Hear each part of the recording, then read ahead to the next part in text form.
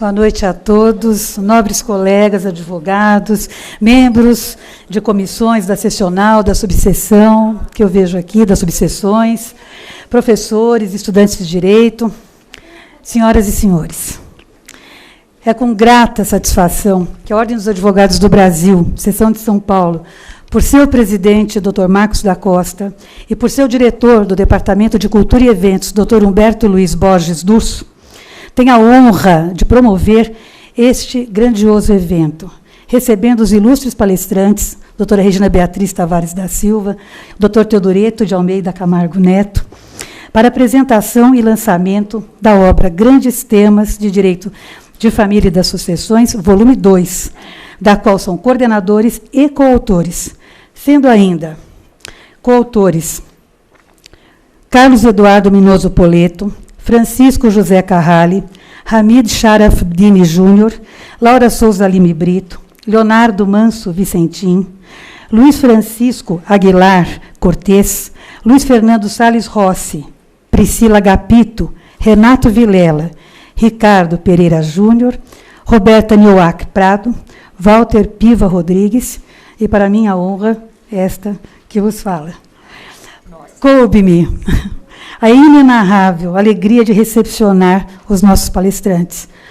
Por tantas razões, eu levaria realmente uma noite inteira para elencar essas razões, mas duas delas eu faço questão de registrar. Por serem ambos meus amigos e parceiros nos ideais acadêmicos e institucionais. Por serem exemplo maior de dignidade, retidão de caráter, competência, dedicação, éticos, incondicionais. Nossas homenagens, doutora Regina e doutor Teodoreto, as homenagens da Ordem dos Advogados do Brasil, seção de São Paulo, e os meus especiais agradecimentos a esses dois baluartes do direito e da justiça. Embora eles dispensem comentários, nós sabemos a apresentação, nós sabemos disso, mas eu passo aqui a cumprir um protocolo. Doutora Regina Beatriz Tavares da Silva é advogada, pós-doutora em Direito da Bioética pela Faculdade de Direito da Universidade de Lisboa, doutora e mestre em Direito Civil pela USP, conselheira do Instituto dos Advogados de São Paulo, IASP, consultora da Comissão de Direito de Família e Sucessões e da Comissão da Mulher Advogada da OAB de São Paulo. Faço questão de registrar o nosso convite. Dr. Nelson Sussumo Chequicima, presidente da comissão, não se encontra aqui no país, mas, logicamente, que deixa um abraço muito especial e agradecimento a essa nossa querida consultora, e eu, como vice-presidente desta comissão, o represento, e como presidente da Mulher Advogada, agradeço pessoalmente a colaboração que a doutora Regina Beatriz tem trazido aos nossos estudos, ao nosso aprimoramento, sempre com muita simpatia, sempre com muita elegância, e, não preciso nem dizer, com a competência que lhe é peculiar, e com o conhecimento de que todos nós não podemos prescindir. E doutor Teodoreto de Almeida Camargo Neto, aliás, eu já me emocionei aqui, ainda preciso continuar. Doutora Regina Beatriz é coordenadora do curso de especialização em Direito de Família e das Sucessões da Escola Superior de Advocacia de São Paulo e é presidente da ADEFAS, Associação de Direito de Família e das Sucessões. Gravem este nome, ADEFAS.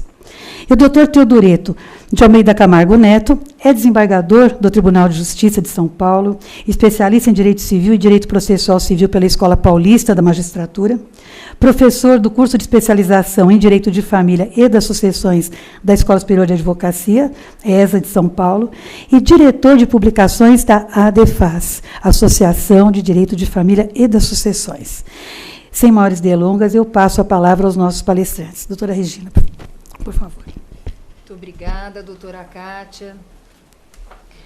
Agradeço imensamente o honroso convite para estar aqui na Ordem dos Advogados do Brasil, na minha casa, para poder estar com os colegas, com os estudantes de direito, conversando sobre temas de direito de família e das sucessões, grandes temas de direito de família e das sucessões. As palavras da doutora Kátia, com certeza, são muito mais as palavras de uma querida amiga de longa data, então não acreditem em tudo que ela disse. Né? É realmente de uma amizade de longa data, uma amizade profunda e leal, e sempre com os méritos da doutora Kátia, que devo aqui revelar desde logo, nossa diretora de Relações Institucionais, da nossa ADFAS, Associação de Direito de Família e das Sucessões, que será em breve, em muito breve, lançada.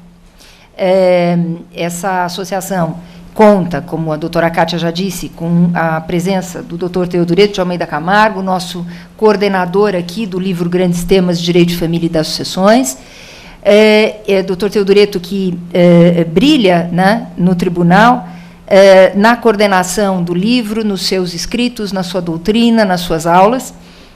E nós teremos em breve, e receberão com certeza na comunicação, um evento no dia 21 de agosto, em que lançaremos, ou será o primeiro evento, obviamente, da ADFAS em São Paulo, e aí nós teremos a possibilidade de conversar ainda mais sobre esta associação. Esta ideia de tratarmos dos grandes temas de direito de família e das sucessões, agora em 2 volumes, vem de uma necessidade que o Brasil tem e outros países têm. Isto é um problema que não é só brasileiro, é um problema universal, ou quase universal, no tratamento das relações familiares, das relações sucessórias, efetivamente pelo direito. O direito de família, o direito das sucessões, é uma parte do direito. E o que se vê hoje em dia, não no nosso livro, mas o que se vê hoje em dia, é uma fala constante sobre afeto, sentimento, no sentido de que afeto seria um valor jurídico. Cuidado é uma coisa, dever de cuidar é efetivamente dever jurídico. Afeto é sentimento, afeto é pessoal. E com base nesse afeto, começa a existir, né, toda uma posição que não é a posição dos nossos tribunais, do Tribunal de Justiça de São Paulo, do STJ, do Superior Tribunal de Justiça e do Supremo Tribunal Federal, não é a posição, portanto, da nossa jurisprudência, mas começa a ser lançada uma ideia, como se o Brasil aceitasse, por exemplo, a poligamia. A relação entre 2 homens e uma mulher, comecei assim, para chocar mesmo, né, que seria poliandria, né, mas se fala muito mais na relação de um homem com 2 mulheres, mas por que não, então, 2 homens e uma mulher? Afinal de contas, existe igualdade, né? Poligamia, como se pudesse ser, gerar direitos de família, gerar direitos sucessórios. O que significa isso? Gerar dever e direito de assistência, gerar direito e dever de fidelidade, aí já começa a existir um problema, né? Porque como é que vai haver fidelidade a 3? Porque, de repente, na poligamia podem vir 4, 5, né? E o inferno é o limite, né? E isto tudo, né, vai gerando uma falsa ideia, que inclusive foi divulgada no mundo inteiro. Imaginem, diante de uma escritura que devem ter ouvido falar, uma tabelinha de notas, fez uma escritura de poligamia, dizendo que seria uma relação de união estável. Isto foi divulgado vergonhosamente para o nosso país, para o nosso direito no mundo inteiro, como se o Brasil estivesse adotando a poligamia. Há países que adotam a poligamia, mas por costumes, por historicismo, e respeitamos, mas o nosso país não é poligâmico. E desta ideia também vem uma outra de atribuir direitos de pensão alimentícia e de reparação de danos ao amante. E eu não tenho nenhum receio de usar esta expressão. Amante, o que é a relação extraconjugal? É a relação do amante. Direito a alimentos. Então, se a relação do amante com o cônjuge de outra pessoa, né? O amante, aquela relação extraconjugal, termina, porque também termina, né? Não é só a relação de casamento ou relação de união estável que pode terminar. A relação de amantes também pode terminar, e muitas vezes termina. Raros são os amantes da vida inteira, né?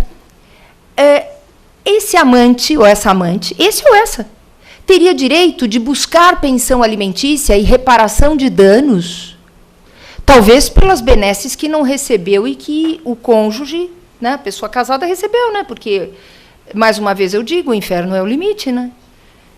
O que é isto? Isto baseado em afeto. Afeto é importante? É. Afeto deve ser visto no direito como um valor jurídico? Não. Dever de cuidado em relação às relações, dever de respeito, dever de consideração, inclusive nas relações entre pais e filhos. Não? Chega-se a comentar que relação incestuosa poderia gerar efeitos de direito de família. É o que eu digo, o inferno é o limite. Porque afeto justifica qualquer coisa, justifica qualquer relação. E onde está a segurança jurídica? Aí vem uma outra ideia, que é a seguinte: não, nas uniões, o direito precisa acompanhar a sociedade, precisa sim, claro que precisa. Então, já que o Supremo Tribunal Federal e o CNJ agora, com a resolução sobre casamento civil, diz que é possível a união estável e agora até o casamento civil entre duas pessoas do mesmo sexo, poligamia também poderia. Não tem nada a ver uma coisa com a outra. União entre duas pessoas do mesmo sexo, união de duas pessoas, conforme diz a Constituição Federal. Artigo 226, parágrafo 3º. A união estável existe entre duas pessoas. E o casamento também sempre entre duas pessoas. Então, na união homoafetiva, assim como na heterossexual, duas pessoas. Não tem nada a ver uma coisa com a outra. A sociedade realmente, hoje em dia, se volta à aceitação das relações homossexuais ou homoafetivas ou entre pessoas do mesmo sexo. Claro, claro. Né?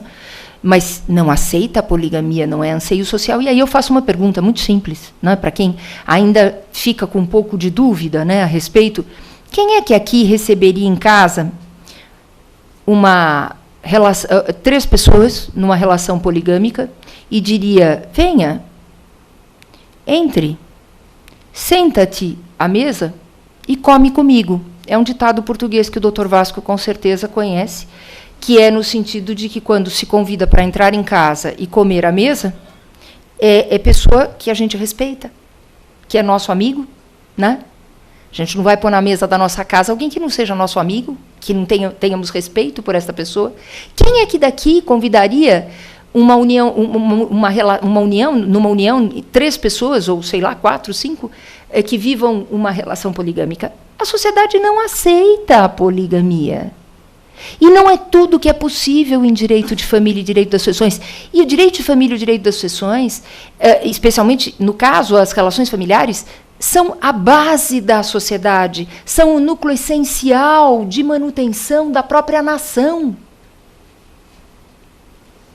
A partir do momento que a família se esboroar, nós vamos ter o quê? O domínio de algum poder. Porque o poder está na família, nesta base segura. A partir do momento que a família for destruída por estas ideias, nós vamos ter alguém dominando, porque alguém sempre domina. E isso aconteceu na história. Aconteceu em Roma. Então, é preciso, né, tratar destes temas com muito cuidado. E aí, eu tratei, neste nosso livro, de questões referentes, que também são muito importantes no direito de família, referentes ao biodireito ou à bioética, que é a reprodução assistida. Que também é um tema em que se ouve falar o seguinte: mas se duas pessoas querem ter um filho, ou até uma pessoa sozinha quer ter um filho, reprodução assistida. Duas pessoas, uma não quer engravidar, uma gravidez, eu tive um só, mas eu sei, todo mundo sabe aqui quem engravidou, as mães, né? 10 meses de gestação, né? Porque no final são 10 meses, né? A gente fala 9, né? Mas são 10 completos. diminui a atividade profissional, né? Diminui uma série de... Não é? É uma restrição, né? Não quero engravidar, então vou buscar a reprodução assistida. E daqui a pouco poder-se-ia pensar, não gosto dos olhos azuis do meu marido, que não os tem, por sinal são castanhos, né? E está aqui, né? E que eu homenageio sempre, que é o Manuel Salgado, que é colega nosso também, né?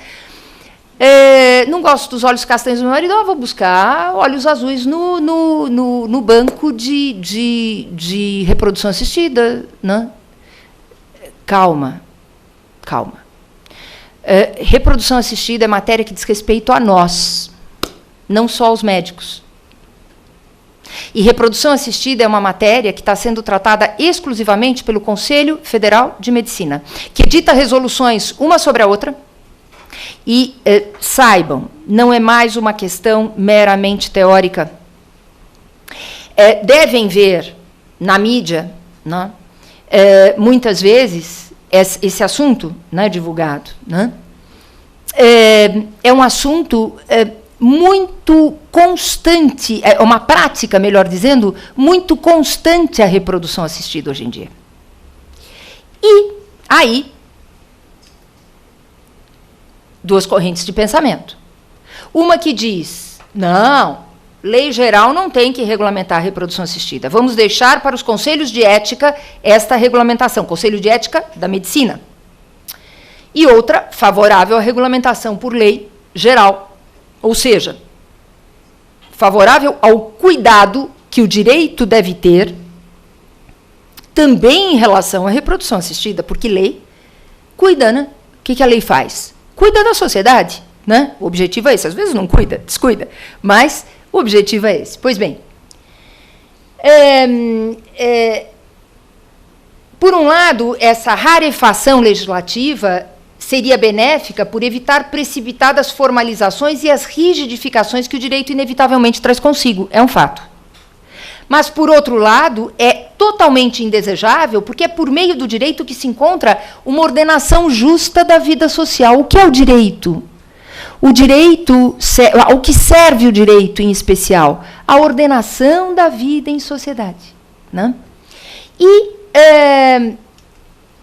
temos aí algumas citações, mas essa também é muito importante, do professor Fernando Araújo, da Faculdade de Direito da Universidade de Lisboa, em que lá, né, nós temos lei. Em Portugal, a lei que regulamenta a reprodução assistida. Na França, a lei que regulamenta a reprodução assistida. Em vários países, a lei que regulamenta a reprodução assistida. E ele diz que as comissões de ética médica, quando somente a elas cabe tratar do tema, gera áreas de impunidade em questões de vida e de morte. E vamos ver por que questões de vida e de morte. Não são, então, técnicas exclusivamente médicas? Não são. Por mais tormentosa que seja a matéria, concluímos que é preciso enfrentá-la e legislar, pelo menos, sobre os seus principais aspectos. Olhem o número de projetos de lei em andamento desde 2003 até 2012, e nenhum projeto de lei sobre reprodução assistida vai adiante. Por que será? Só para pensarem. O Dr. Roger não está mais aqui, ainda bem, né? Como já disse, a reprodução assistida tem apenas regulamentação deontológica do Conselho Federal de Medicina. A última resolução é essa, 2013, de 2013. Olha que número sugestivo, a gente não precisa nem guardar, né, no papel, né, ou no computador, ou na memória do nosso celular. 2013 e 2013. Vejam o que fez essa resolução 2013 e 2013. A resolução anterior dizia que a reprodução assistida é uma técnica subsidiária. Se há infertilidade ou problemas genéticos, utilize-se a reprodução assistida. A reprodução assistida passou a ser uma técnica facultada a qualquer um e não mais subsidiária. Isto é importante. E dentro do chamado mercado reprodutivo. É um verdadeiro mercado reprodutivo, como diz o professor Ascensão, professor português, que está sempre aqui no Brasil, já é praticamente um brasileiro, e estuda essa questão. E é um mercado reprodutivo pela possibilidade ampla de realização. E o que se pergunta é, esse é o melhor caminho na proteção de todos os interessados? Porque não é só o casal receptor ou a pessoa receptora daquele filho, ou o donatário, ou sei lá como é que nós poderíamos chamar, que deve ser olhado, que deve ser visto, né? Os desejos são muitos, temos muitos desejos, cada um tem vários desejos, cada um de nós, né, deseja, mas não é só o desejo daquele que vai, né, receber um filho por reprodução assistida, ou daquele casal que irá receber um filho por reprodução assistida, que nós devemos olhar. Nós temos muitas pessoas envolvidas na reprodução assistida, em especial o filho. Em especial o filho, o ser humano que será gerado por essa técnica, né? E a medicina hoje se caracteriza muito pela eficiência, né? É o que o paciente quer. O paciente quer a boca da Angelina Jolie. Fica horrível, não tem nada a ver, mas o paciente quer. Não são todos os médicos que agem assim, hein? Respeito muitos médicos, e há muitos médicos que agem de maneira absolutamente ética. Mas, assim, teoricamente, a medicina tem muito disso, né? A satisfazer a necessidade do paciente, né? Inclusive em questões estéticas. E a pergunta que eu volto é isso, né?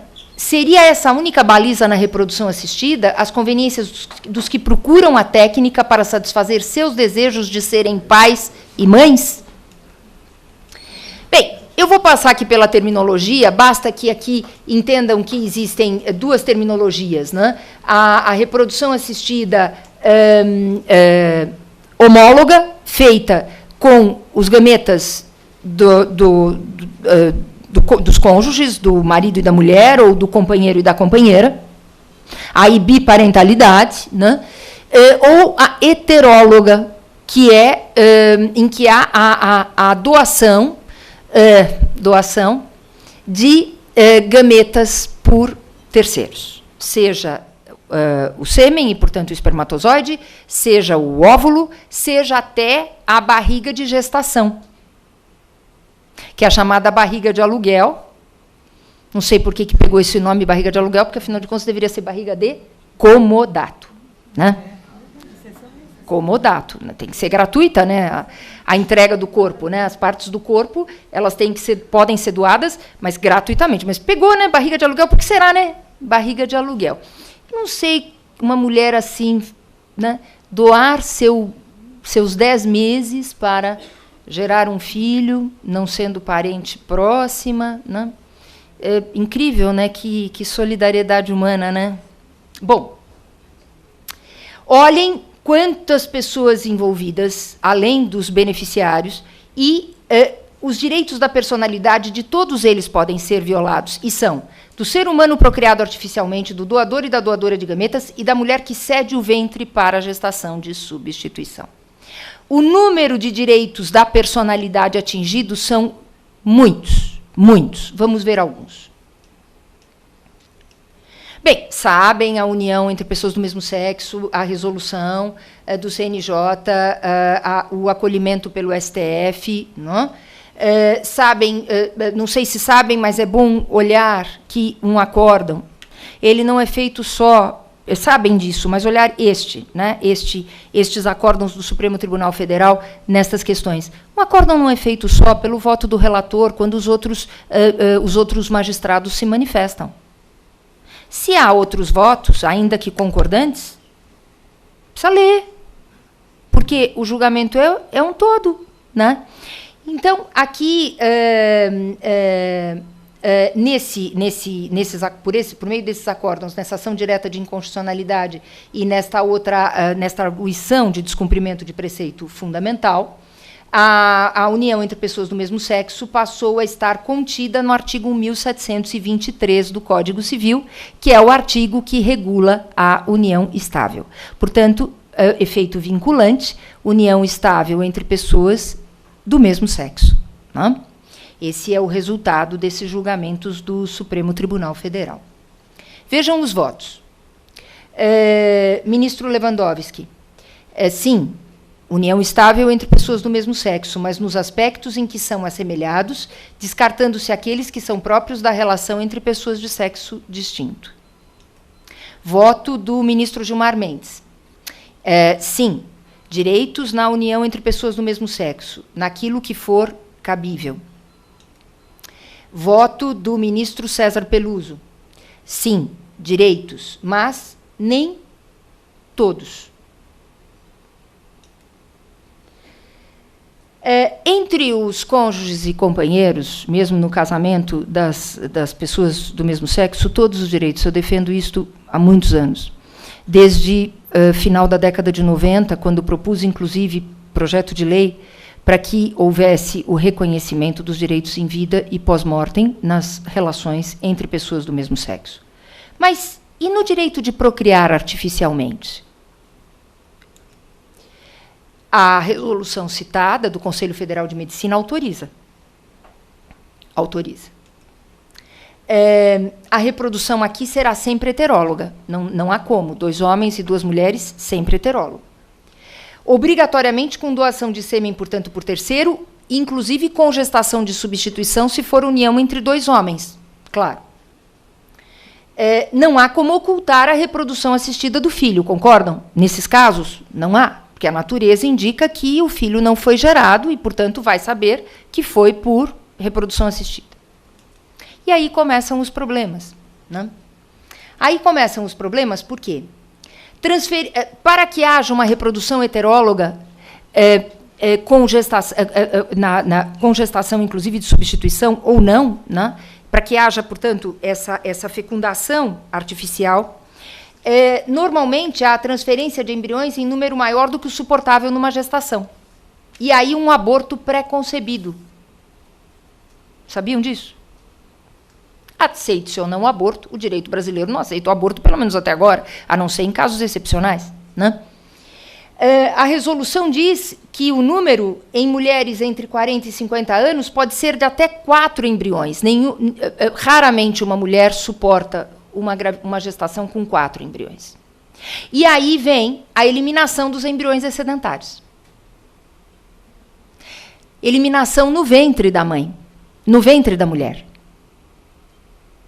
E isto, afora poder ser considerado ou não, dependendo da ótica, um aborto pré-concebido, isto gera, inclusive, na memória do ser que sobrevive, problemas de uma memória gestacional.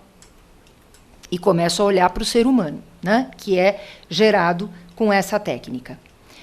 Direito à integridade psíquica e emocional. Número de seres gerados com a doação de sêmen.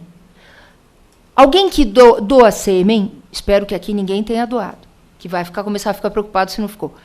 Alguém que doa sêmen não sabe se o jovem aqui do lado é seu filho.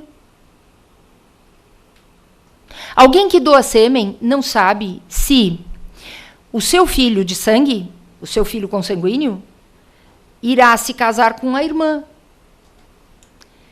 Vejam, em São Paulo, só no município de São Paulo, há uma possibilidade de 26 irmãos em uma mesma cidade, pelas regras do Conselho Federal de Medicina, que possibilita, num certo espaço, um certo espaço, né? Uma certa localidade, um número X de reproduções. Essa conta está feita, 26 irmãos no município de São Paulo, isso não é pouco, sem saberem que são irmãos. Na Grande São Paulo são 42. É grave, é grave. E nenhum registro, hein? Nenhum registro. E, é claro, na união entre pessoas do mesmo sexo, vai ter que ser feita a reprodução heteróloga, não é? Bem, aqui um ponto fundamental e terminando, identidade biológica. Identidade biológica e ascendência genética. Esse direito é um direito da personalidade que é derivado do direito à identidade. O direito brasileiro não tem um direito ali especificado em lei, a identidade biológica, mas tem o direito à identidade. Né? E o que é esse direito? Né? É o direito de cada um saber quem foram os seus pais, que sangue lhe corre nas veias, em que medida intervieram a força e a natureza e a técnica dos laboratórios no fenômeno capital do seu nascimento, como diz este autor português, João de Matos Antunes Varela. É isso. Plano relacional, historicidade, né? Distingue a pessoa dos demais, e aqui o professor Paulo Otero. E aí uma reflexão. Nós não falamos aqui da sensibilidade das pessoas do mesmo sexo numa relação, da ternura, do afeto com que recebem uma criança, um filho. Não é isto.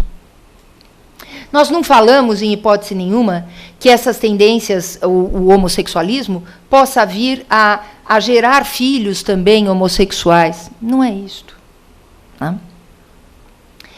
Nisto nós nunca acreditamos. Nós falamos de tudo que envolve a reprodução assistida heteróloga, seja para casais heterossexuais, seja para casais homossexuais. Né?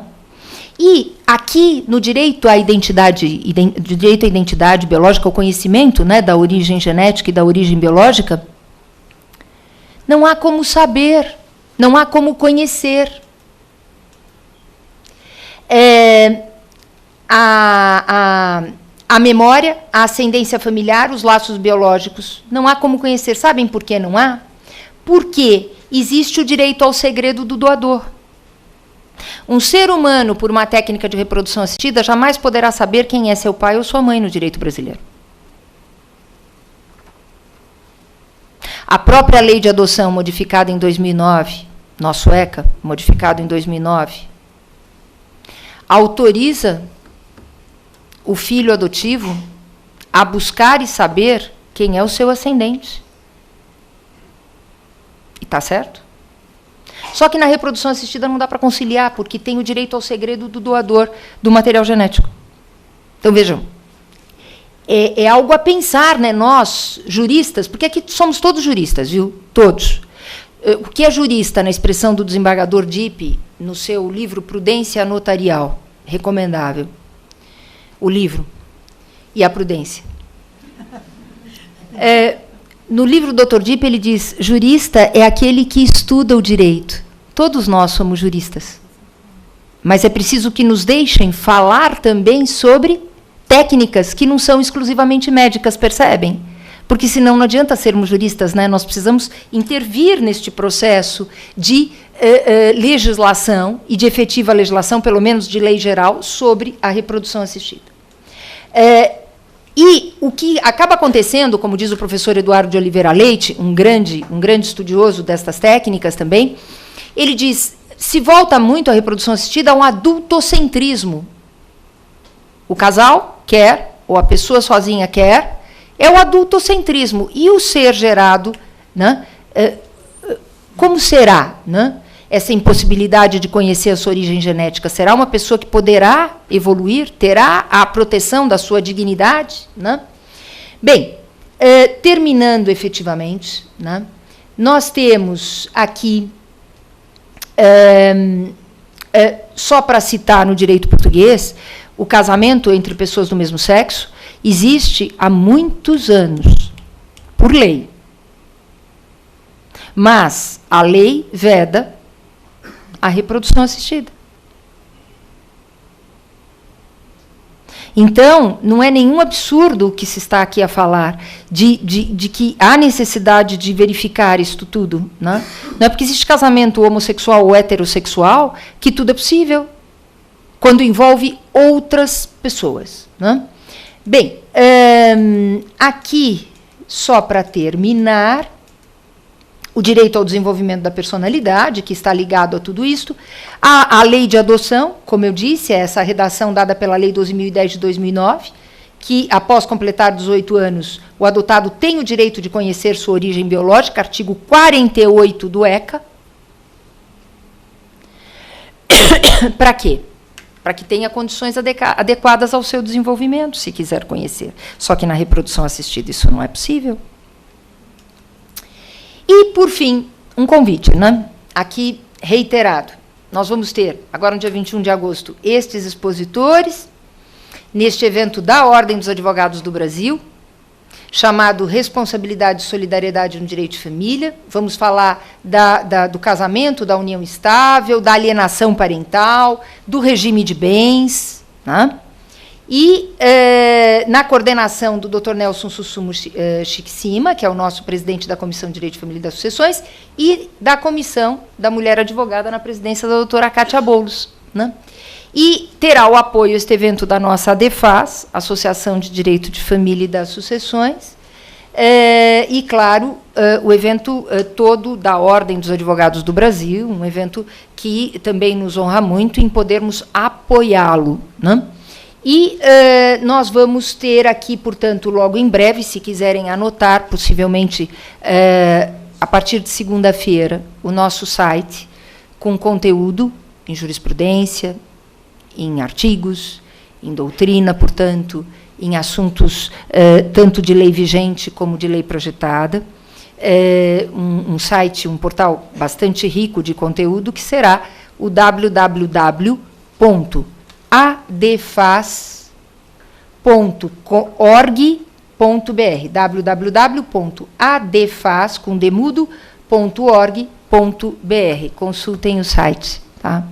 E estejamos sempre juntos nesta luta pelo que efetivamente é direito e o que é direito de família e das sucessões. Muito obrigada pela atenção dispensada.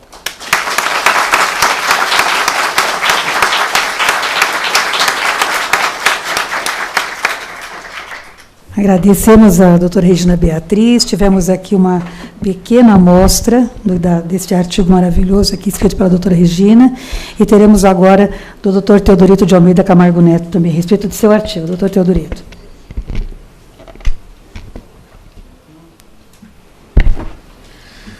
Muito boa noite a todos. Inicialmente, eu gostaria de agradecer as palavras gentis da doutora Kátia. A doutora Kátia e eu fomos colegas de classe na faculdade. Nossa amizade já é de alguns anos. Alguns poucos anos, né, doutora Kátia? E para que eu não seja acusado de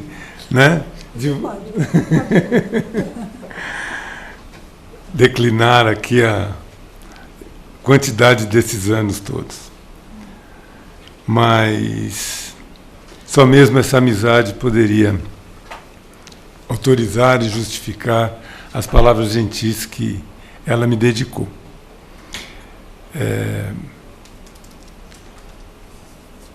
Gostaria também de agradecer ao AB pela oportunidade que nos conferiu de poder divulgar um pouco do trabalho que nós fizemos e publicamos nessa obra, Os Grandes Temas, e nessa oportunidade aqui, com esse auditório tão seleto e tão disposto a aprender. O tema que eu escolhi tem originalmente a denominação, ou é tratado no Código Civil como a revogação, a invalidade e o rompimento do testamento. É um tema que está disciplinado e regrado na parte especial do Código Civil de 2002. Aliás, como o próprio testamento está disciplinado ali, na parte especial do Código. E, nos grandes temas, o artigo que eu escrevi, que é uma aula, na verdade, da Escola Superior da Advocacia, o curso presidido pela doutora Regina, eu falo sobre esse mesmo tema, revogação, invalidade e rompimento do testamento, mas sob um outro enfoque, sob uma outra roupagem, que é a da inexistência, invalidade e ineficácia do testamento. Não se trata, a ideia não é de tratar o tema de uma forma nova, mesmo porque não existe ineditismo algum nessa abordagem. Ela já foi tratada antes, e muito melhor por outros doutrinadores. Mas apenas a ideia de procurar trazer para a parte geral do Código Civil esses temas que são da parte especial. E com que finalidade? Trazendo para a parte geral, nós ampliamos as possibilidades de solução dos problemas que esse tema costuma apresentar. E, trazendo para a parte geral, nós ampliamos essa possibilidade com coerência. E eu acho que essa é o objetivo, um dos objetivos de todo aplicador do direito. Nós temos que encontrar soluções coerentes que estejam dentro do sistema. Com isso, então, nós ampliamos o leque de alternativas, o leque de soluções para os problemas relacionados à revogação, invalidade e rompimento do testamento. O Código Civil, de 2002, ele já não fala, como o anterior falava, do ato jurídico, ele fala do negócio jurídico. E falando do negócio jurídico, ele está adotando uma teoria, a doutrina alemã sobre o negócio jurídico. E esse negócio jurídico, essa doutrina, ela está calcada na vontade, né, com o propósito de enaltecer a vontade daqueles que estão participando do negócio jurídico. Muito bem. O testamento é uma modalidade de negócio jurídico. Então, como uma modalidade de negócio jurídico, ele pode muito bem ser tratado como tal, trazendo para a parte geral. E, dentro dessa ótica, nós poderíamos analisar a questão sob 3 planos diferentes: o plano da existência, o plano da validade e o plano da eficácia. No plano da existência, nós teríamos o negócio jurídico analisado do ponto de vista dos elementos essenciais ao negócio jurídico. Os elementos essenciais são o agente, o objeto e a forma. Quando nós passamos para o plano seguinte, que é o plano da validade, nós vamos verificar se esse negócio jurídico preenche os requisitos legais. E aí, então, nós teremos não só o agente e a sua manifestação de vontade, não só o objeto e a forma, mas um plus. E esse plus é que o agente deve ser capaz, que o objeto deve ser lícito e que a forma deve ser aquela prescrita ou não proibida em lei. Muito bem. Você estudou direitinho a matéria. O terceiro item, o terceiro plano que se analisa o negócio jurídico na parte geral do Código é o plano da eficácia.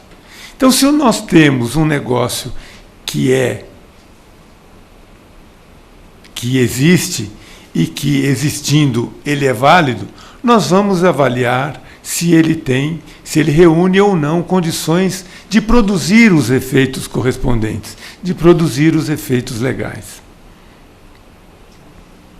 Então, pensando em termos de testamento, e ainda num plano bastante geral, para depois, aos poucos, nós irmos detalhando, pormenorizando essa nossa análise, nós teríamos, num primeiro momento, o instante em que o testamento está no plano das ideias. Aquele que tem um patrimônio e que está com a intenção de deixar esse patrimônio, distribuir esse patrimônio num testamento, ele começa então a imaginar como é que isso pode ser feito. Conversa com um, conversa com o outro, procura um profissional, procura um advogado. Sempre procure um advogado. Não é? Como é que é? Procure um advogado para não... Procura um advogado para depois não... Desculpe, eu não ouvi. Para fazer milagre. Não, é para que não haja um litígio depois, né? Para evitar os litígios depois. Mas a frase que a gente usa é procure sempre um advogado. Procure sempre um advogado, então. Para que depois não venham procurar a nós, né? Os juízes. Isso, exatamente. Muito bem, então, ele está no plano das ideias, conversa com um, conversa com outro, procura um advogado, como sempre. E aí, mas nós não temos testamento nesse momento. O testamento ainda não existe. Mas no momento, então, que ele, depois de conversar, começa a esboçar essas ideias, e nós já teríamos, então, uma manifestação de vontade, então, nós vamos analisar se essa manifestação de vontade preenche os requisitos legais. Nós estamos, então, num testamento que já existe, mas nós vamos saber se aquele agente é capaz, se aquele objeto é lícito, e se a forma como ele escolheu para fazer o testamento é aquela forma prevista ou não proibida na lei. Então, é sob esses três enfoques, esses três planos, esses três níveis, que nós vamos conversar ligeiramente por cima, no dia de hoje, como uma apresentação do artigo que eu escrevi. O Código Civil, ele não prevê o plano da existência. Ele só fala, a parte geral, nos planos da validade e da eficácia. Sucede que o plano, tratar o negócio jurídico no plano da existência, ele acaba sendo não só didático, do ponto de vista didático, mas também por uma questão de coerência com o sistema. Porque nós só podemos falar num negócio válido se ele, antes de ser válido, se ele existiu. Então, o ato inexistente se opõe ao ato existente. E só aquele ato que existiu poderá vir a ser válido e eficaz. É essa a ideia. Agora,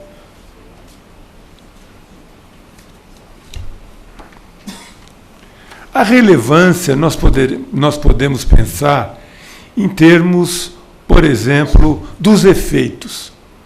O ato inexistente, ele não produz efeito algum. Já o ato nulo poderá, conforme as circunstâncias, produzir algum efeito. Por outro lado, nós temos o artigo 1859 do Código Civil, que regula um prazo de caducidade, um prazo de decadência, para se postular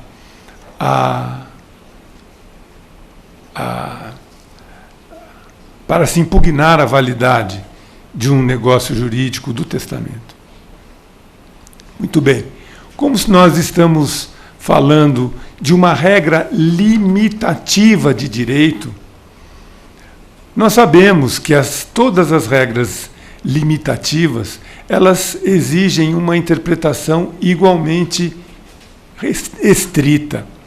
Então, se o Código, no artigo 1859, fala apenas e exclusivamente em impugnação da validade, ou seja, no plano da validade, falando então de nulidades e anulabilidades, ele não pode, essa regra, que fala do prazo de caducidade de 5 anos, não pode ser estendida ao plano da existência.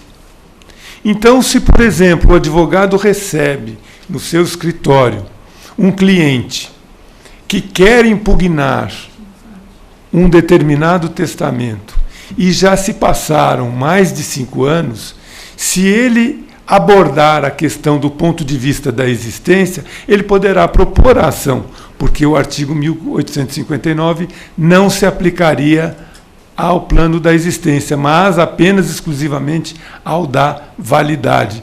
É assim que diz o artigo 1859. Por se tratar de uma regra de uma regra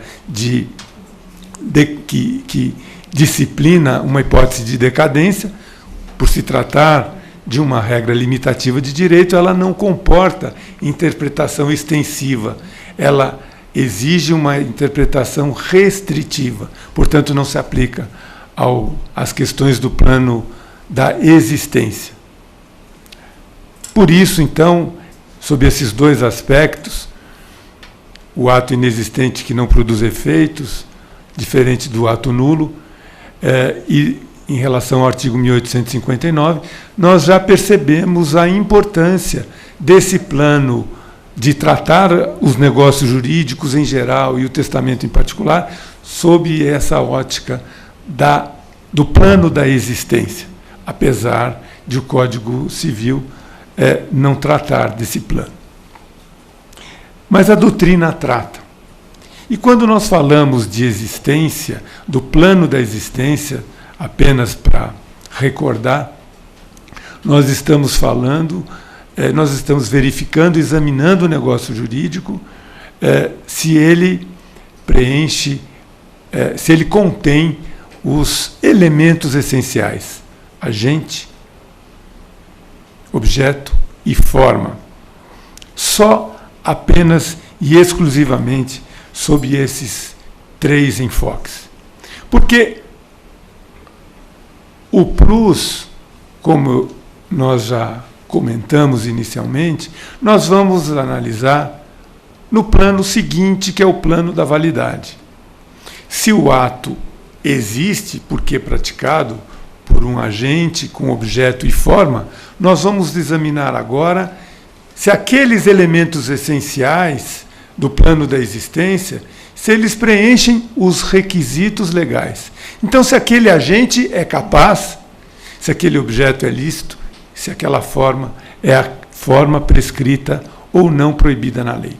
Então, voltando ao nosso plano do testamento, nós vamos analisar se o testamento, no plano da validade, ele foi elaborado por um agente capaz.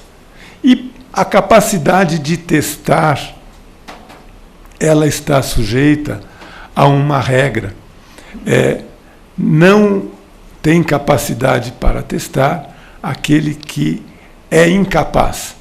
E a lei aí não distingue entre a incapacidade absoluta e a incapacidade relativa. Tanto faz. Incapacidade absoluta ou relativa, nenhum nem outro podem testar, a não ser os maiores de 16 anos.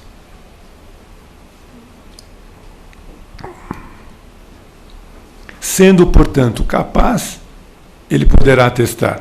Do contrário, desde que seja maior de 16 anos, se ele for menor de 16 anos, ou então estiver dentro das outras hipóteses de incapacidade, nós teríamos um agente incapaz e, portanto, ele não poderia testar.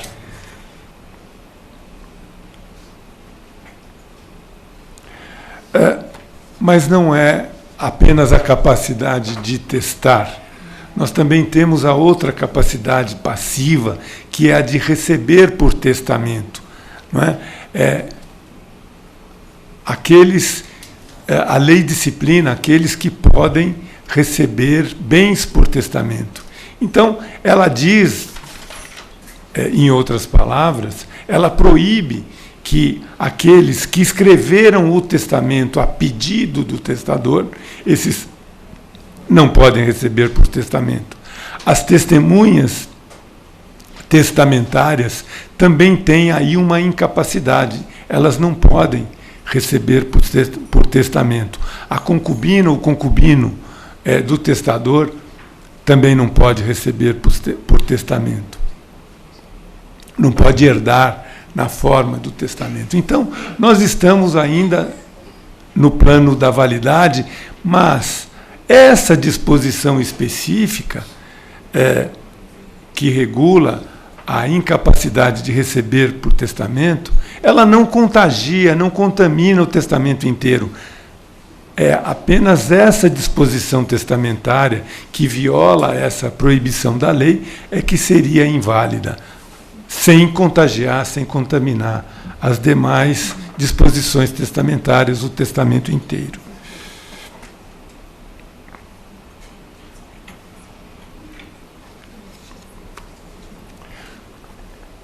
Além da capacidade, nós temos a questão do objeto. O objeto, ele, no plano da validade, o objeto deve ser lícito.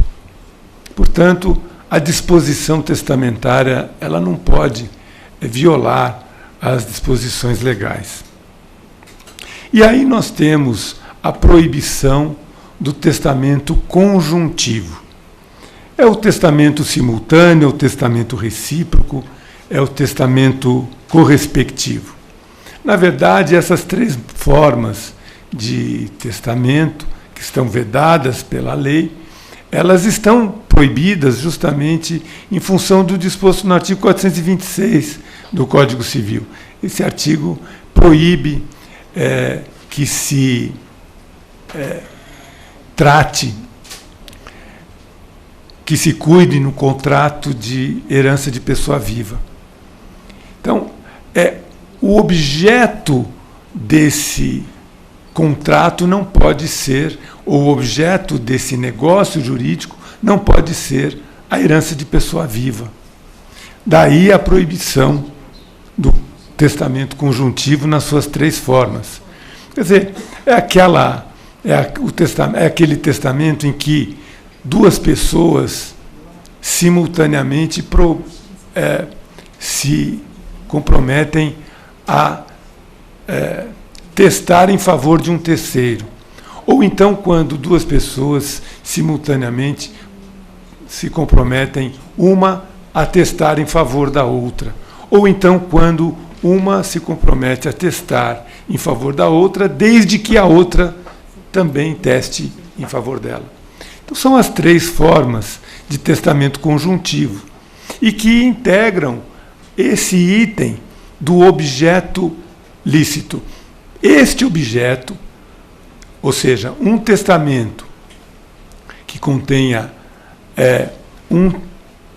uma disposição como essa, ele tem um objeto ilícito. Então, portanto, ele, no plano da validade, ele vai ser nulo.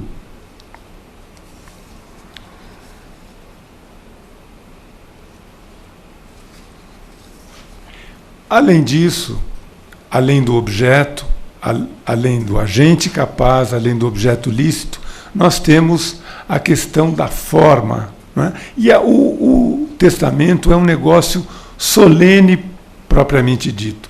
Qualquer irregularidade, muitas vezes, pode comprometer a validade daquele testamento, como todos nós sabemos.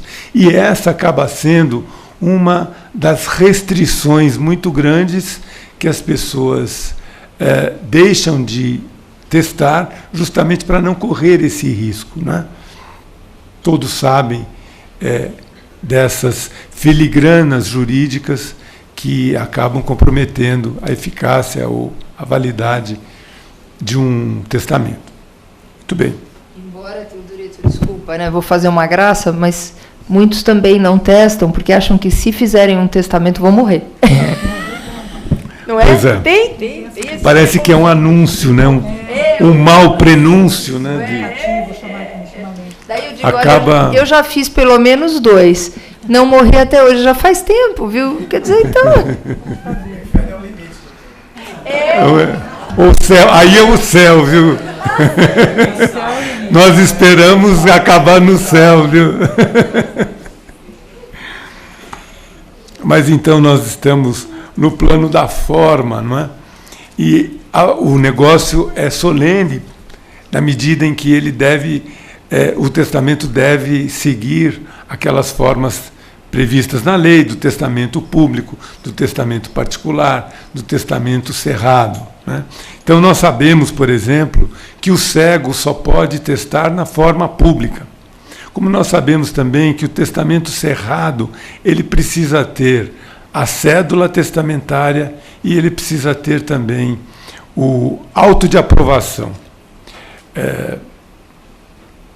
Então, cogita, por exemplo, é uma questão interessante que a gente trata no artigo, se, na falta do auto de aprovação, se esse testamento, entre aspas, cerrado, ele pode ser aproveitado como um testamento particular. Essa indagação é uma indagação típica de parte geral do Código. Por quê? Porque o artigo 170 do Código Civil estabelece justamente isso. E muitas vezes o negócio não pode ser, não preenche os requisitos de um determinado negócio jurídico, mas pode ser aproveitado como um outro. Ele acaba produzindo efeitos.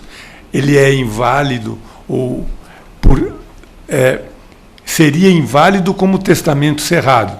Mas, para prestigiar a vontade do testador, muitas vezes, desde que preencha os requisitos de um testamento particular, ele poderá vir a ser aproveitado como tal. Essa solução só é possível se nós pensarmos em termos de parte geral, porque é no artigo 170 que nós encontramos essa solução, e não é lá na parte especial que nós vamos encontrá-la.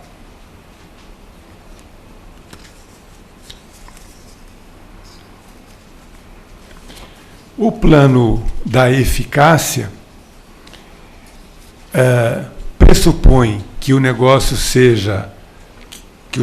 exista e que ele seja válido, que estejam presentes os elementos essenciais e que estejam presentes também os requisitos legais. Só se o negócio existe e é válido, só então nós iremos indagar se ele está apto, se ele está em condições de produzir os respectivos efeitos legais. E aí então nós cogitamos do testamento, que é um negócio que é celebrado para a oportunidade de gerar efeitos quando a pessoa falecer. O testamento não vale antes da morte. Por isso mesmo, ele pode ser revogado inúmeras vezes, quantas vezes a pessoa quiser. A doutora Regina mesmo já fez 2, seguramente o segundo tornando inválido ou ineficaz o primeiro. Não é? A revogabilidade, inclusive, é da própria essência do testamento. Podem ser feitos quantos quiserem, né? Quantos quiserem. Os advogados ficam felizes. Muito felizes. Eles procurem, nós vamos fazendo as minutas. Não é? Claro.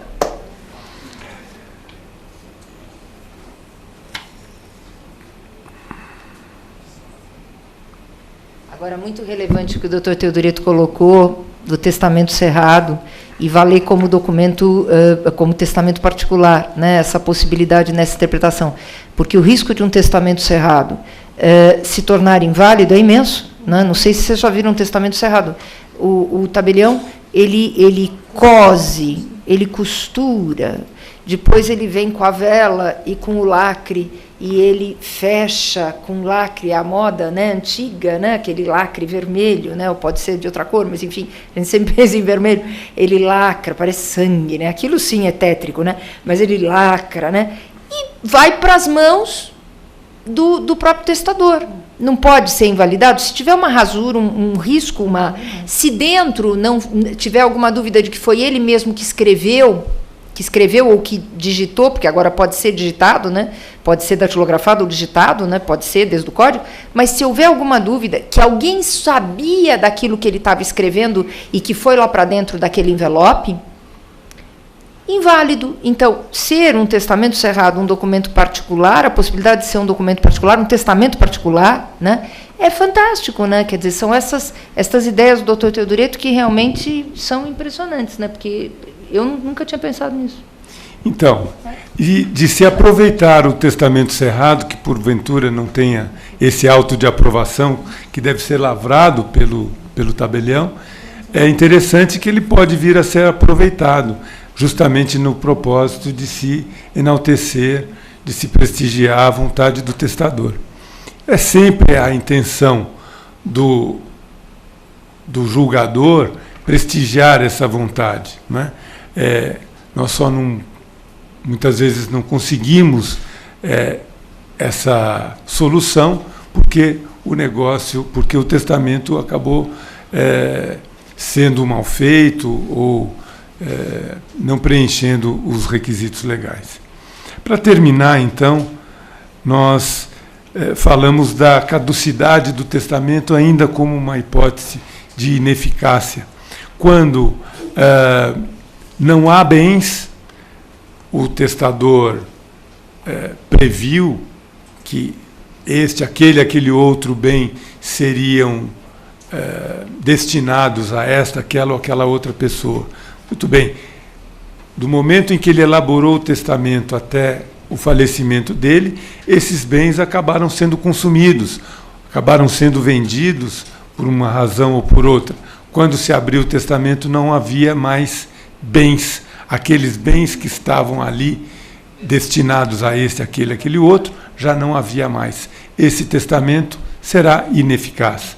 Ou então, no caso da pré-morte das pessoas aquinhoadas com o testamento, havendo essa morte que antecedeu a morte do testador, seguramente aquelas pessoas não vão herdar. Portanto, esse testamento também será ineficaz. Então, essas foram apenas algumas ideias que eu trouxe no propósito de divulgar aquilo que foi escrito nos Grandes Temas, volume 2. Espero que eu tenha aguçado a vontade e a curiosidade dos senhores para que, então, possam ler e, se houver dúvidas, poderei saná-las no curso da ESA da doutora Regina. Muito obrigado a todos, uma boa noite.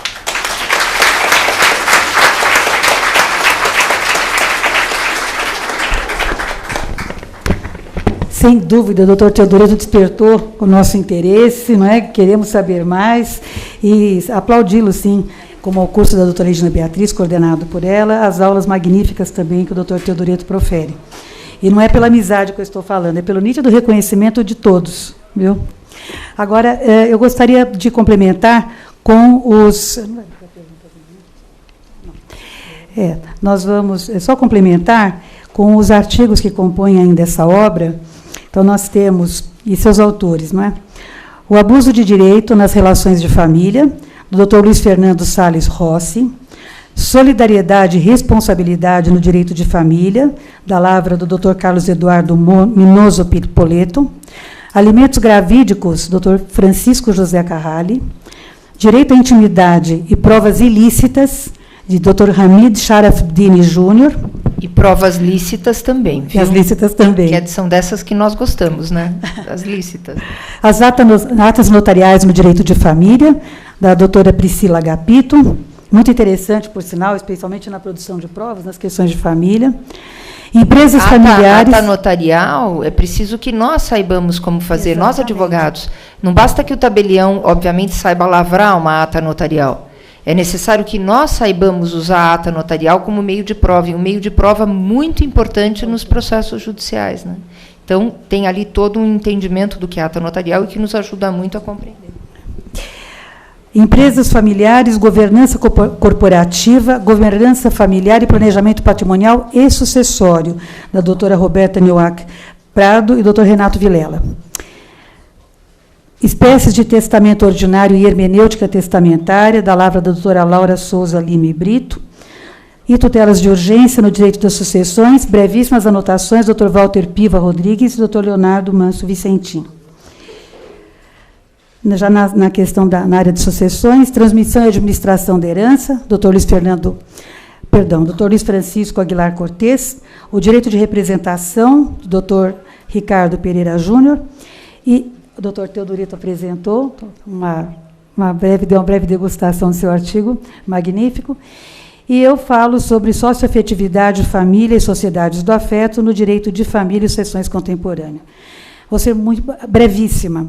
Eu só gostaria de dizer que quando comecei a escrever sobre a questão da socioafetividade, e há muito tempo eu já venho estudando esse tema, e valeu o convite da doutora Regina Beatriz, doutor Teodoreto, que eu agradeço uma vez mais. Na verdade, eu tinha uma ideia de elevar ao patamar de vínculo civil a socioafetividade. As pessoas que se tratam, se entendem como família, se apresentam publicamente como família, e, obviamente, que ali os deveres são cumpridos, os direitos respeitados. Então, aí, não havendo da família biológica natural, não havendo tratamento condigno aos filhos, né, o cumprimento dos deveres relativamente a esses filhos, entendo eu que seria interessante a desvinculação, né, a proposta seria a desvinculação do liame biológico e a vinculação pelo vínculo civil por socioafetividade, o reconhecimento do vínculo de parentalidade socioafetiva. Comecei a escrever sobre isso. E aí fui surpreendida com aquilo que eu denominei de sociedades do afeto. Por que tem esse título? Socioafetividade, família e sociedades do afeto. Eu acrescentei os sociedades do afeto porque fomos surpreendidos com esta escritura, a respeito da qual a doutora Regina Beatriz falou, né, em que um homem e duas mulheres estabelecem esponte própria, que estão convivendo em união estável, embora sejam 3 pessoas, e nós sabemos que automaticamente isso já não é possível, não é? E se atribuindo direitos de partilha, direitos de alimentos. E, como a doutora Regina Beatriz, inclusive o site da doutora Regina Beatriz, nós temos um material riquíssimo, reginabeatriz.adv.br, não é isso, doutora Regina? Eu recomendo, reginabeatriz.adv.br, ela faz um estudo profundo sobre isso, né, inclusive mostrando, né, da inaplicabilidade, né, desse documento. Só para... Ali está o Manuel Salgado, né, dizendo, vamos dar o nome do site direitinho, né? Vamos lá. www.reginabeatriz.com.br. O site é .com.br. www.reginabeatriz.com.br. Muito obrigada, Manuel. Eu que agradeço. Obrigada. Até porque é uma fonte riquíssima de pesquisa para todos nós. E ali fica bem claro, quer dizer, em termos obrigacionais, em termos de família, que tipo de efeito teria, inclusive perante os entes públicos, enfim. Mas eu não quero me alongar, só dizer o seguinte, que aí fui surpreendida com essa escritura e depois que, com todo o efeito que ela causou nocivo, inclusive em nível internacional, porque como se o Brasil estivesse reconhecendo essa modalidade enquanto família, como se estivesse lhe atribuindo efeitos, como se o ordenamento jurídico previsse essa situação, fomos surpreendidos com decisões que, de alguma forma, acolhiam aquilo que se chamou de multiparentalidade, inclusive registral, e uma decisão de Pernambuco, né, do Tribunal de Justiça de Pernambuco, em que se reconhecia o mesmo direito à madrasta, à mãe biológica e ao pai biológico, e de forma registral, para que todos assumissem em conjunto esses deveres relativamente aos filhos, como se fosse muito natural que 3 pessoas, nessa situação, né, uma mãe biológica e uma madrasta, e um pai biológico convivessem harmoniosamente, de uma forma absolutamente serena. E nós sabemos que não é assim. Eu até costumo dizer que nós já vivemos uma dificuldade muito grande no cumprimento dessas decisões, quando nós temos inadimplentes, sejam eles os homens ou as mulheres, mas inadimplentes de alimentos, e os filhos passando por situação de penúria, com a dificuldade que nós temos de buscar, né, o reconhecimento e que efetivamente esses direitos sejam efetivos, enfim. Nós sabemos que é muito difícil, porque imediatamente já se passa para uma outra situação, sai da cidade, porque já que sofre uma execução, nós temos que buscar, nós advogados temos que buscar uma precatória. Depois saem do país, e nós temos que buscar uma rogatória. Eu entendo que se isso dessa forma, se fosse reconhecido, nós teríamos que buscar uma medida imploratória. Só pode ser imploratória, porque não tem como você fazer valer, porque as famílias vão se reconstituindo, como dizem, tem vários nomes, tem várias formas de se referir, até se fala na busca da felicidade como sendo algo que deva constar de um dispositivo legal, me desculpem, mas eu entendo que ninguém nasce para ser infeliz, não é verdade? E nem pretende ter filhos e vaticine, olha, você será infeliz quando crescer. Ninguém pretende isso. A ideia é que todos sejam felizes e convivam, mas as dificuldades da própria natureza humana acabam fazendo com que essas situações multiparentais, essas situações multiregistrais, essas situações de uma criação, no meu entender, não é? Eu defendo isso muito bem, ou você reconhece, mas aquele pai biológico continua no registro com a obrigação de prestar os alimentos, mas não se pensa na dignidade da pessoa humana dele também como pai, ter o direito a acessar. O filho tem o direito, certamente que sim, precisa da proteção, mas o pai, esse convívio se estabelece, esse amor vai proliferar, ele vai crescer, ele vai se estabelecer enquanto família, se houver convívio. Não é? E, dessa forma, não apenas obrigado a pagar alimentos, sem ter convívio. Que tipo de guarda compartilhada é essa que nós vamos ter entre 3 pessoas que já não se dão bem? Não é? Entre 3 pessoas que são registralmente ali responsáveis, mas que não têm nenhum tipo de convívio, depois que se esse relacionamento amanhã não der certo. Então, eu questiono uma série de situações como essa que eu falei agora, e também me surpreendo com projetos de lei que caminham. A doutora Regina citou rapidamente a questão do direito do amante, né? O direito não só de pensão, como também direitos sucessórios, como os direitos de reparação de danos. Né? Existe aí um projeto de lei tramitando e que prevê especificamente, quer dizer, ele pretende, além de revogar o livro 4 inteiro do Código Civil, que é o do direito de família, né, pretende também instituir relações de natureza poligâmica, atribuindo-lhes os efeitos de família. É um momento muito difícil que nós estamos vivendo, e o que pode parecer muito sedutor, que ótimo, todos se amam, não é? Como eu li, tenho visto, todos se amam. Eu pergunto até quando, né? Como a doutora Regina disse, até um determinado momento que não se amam mais, e fica como obrigação, e que se estende a pais, a avós, a tios, a irmãos, porque a família não é encarada como aquelas 3 pessoas que querem se unir e se autodenominar de família. Elas estão constituindo um núcleo que vem para a sociedade, e a sociedade será o efeito das famílias que nós constituímos. É isso que nós temos que ter em mente. Isso é muito sério. É muito sério. O que pode parecer sedutor não tem tratamento jurídico, não tem como nós implementarmos, darmos efetividade a essas situações, como chamarei, né, sedutoras, como eu digo, não é? Estapafúrdias, eu posso falar mesmo. E, doutora Kátia, doutor Teodoreto, vejam tudo que a doutora Kátia está colocando, né, do padrasto com o mesmo direito do pai sobre o filho que não é seu. Uhum. Padrasto não é pai. Se o pai está ali e não abandonou a criança, é a figura do pai que vai exercer o poder familiar. Não vai dividir com o padrasto. A mãe, se ela não abandonou o filho, ela vai exercer o poder familiar, ela não vai dividir com a madrasta. E aí toda essa pluralidade, né? Esse amor todo, quando o amor acaba, tem um caso em Portugal real, verídico, e que aqui também pode acontecer. Né? Lá, um determinado autor publicou isto num livro, porque é caso ligado à vida dele, é o filho. Aconteceu isso com o filho dele. O filho gay, tendo, portanto, uma união estável lá, absolutamente permitida, com até casamento, né? Claro, com um outro homem, tudo bem, muito certo, e resolvem ter um filho. Buscam uma amiga que oferece o óvulo e a barriga em si, quer dizer, não teve, poderia até ter uma outra mulher, né, aqui emprestando o ventre, né, mas não, foi uma mulher só.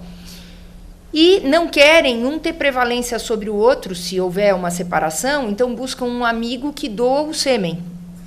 Só que eles se separam.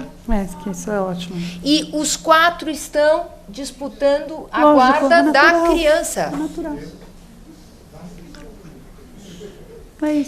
Isso faz bem para esta criança? Isso pode fazer bem para este ser pobrezinho? É uma menina.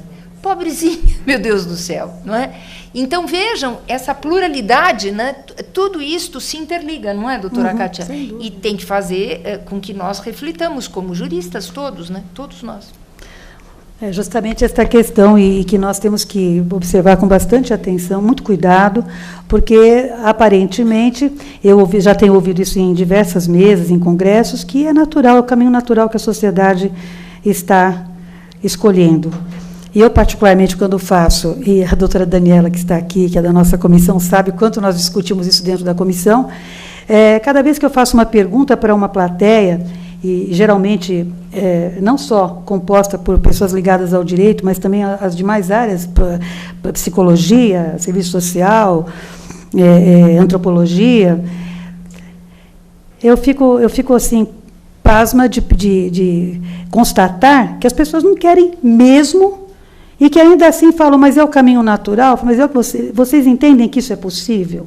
Se cada um de nós, né, nós estamos constituindo uma família e trazendo para uma sociedade, né, nós temos uma função social na família que nós criamos, essa família que nós estamos trazendo, cujas crianças e adolescentes não terão referência. Porque eu recentemente, a doutora Regina e o doutor Teodoreto, eu dei uma consulta, aliás, duas que me preocuparam muito. A primeira delas, em que uma pessoa dizia o seguinte, eu fiquei tão feliz, doutora Kátia, uma cliente minha já de alguns anos, de 3 casamentos, e agora ela não tem nenhum dos 3 mais, mas ela... Cliente eterno. É cliente eterno, a de eterno. Mas ela está vivendo um relacionamento agora que se chama de namorido. Vocês vão de convir comigo, que não está em código nenhum, mas todos sabem do que se trata. É mais do que namorado e menos do que marido, certo?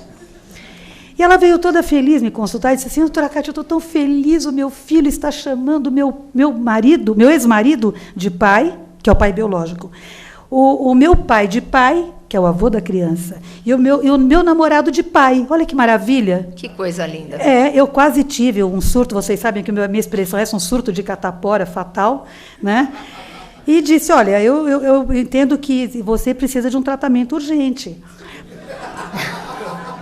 que não está em código nenhum, a não ser o código da vida, que você está contribuindo para a da sua filha ou do seu filho jamais saberem o que é um pai.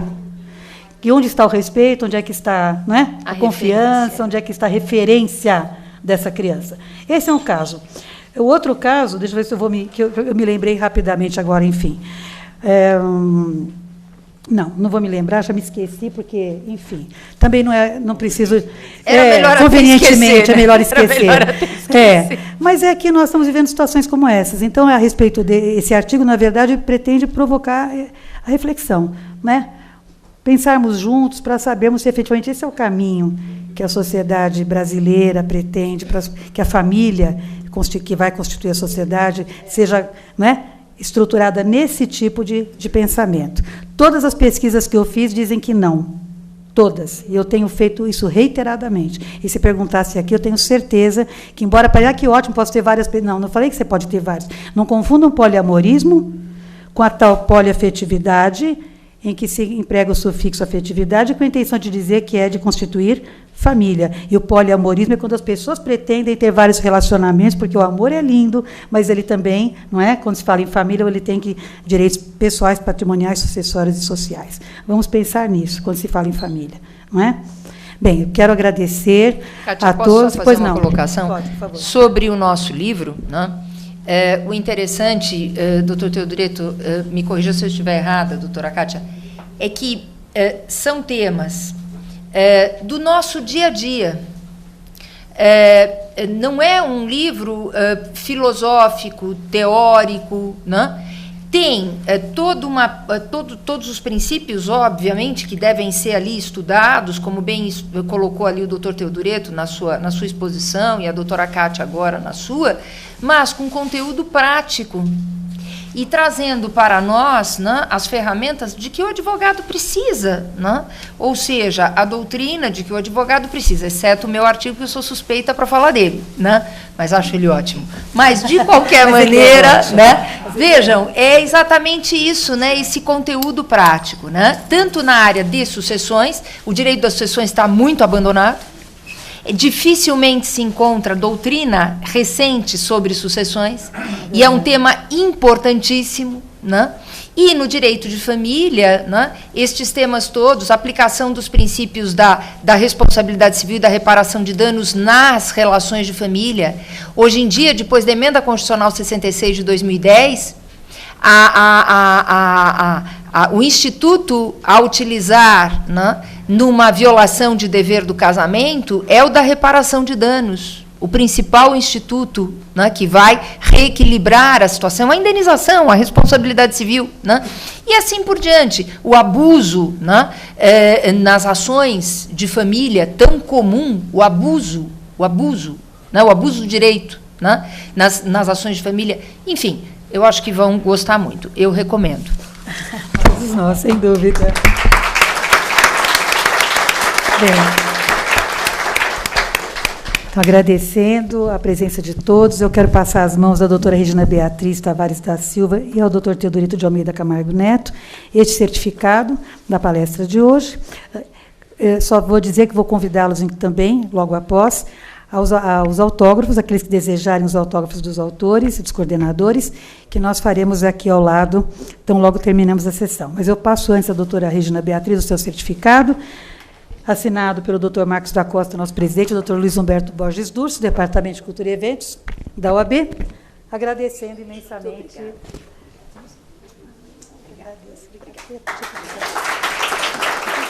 Obrigada.